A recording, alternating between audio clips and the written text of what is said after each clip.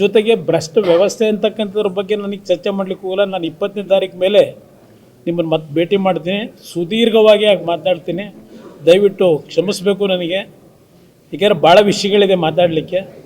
ನಾನು 20ನೇ ತಾರೀಕು ನಂತರ ಬರ್ತೀನಿ, ನಿಮ್ಮೆಲ್ಲರ ಜೊತೆಯಲ್ಲಿ ನಾನು ಕೆಲವು ಭಾವನೆ ಹಂಚ್ಕೋತೀನಿ.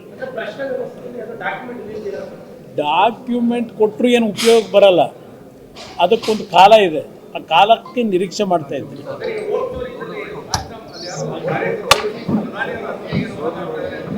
ಈಗ ಇಲ್ಲೇನೋ ದ್ವೇಷ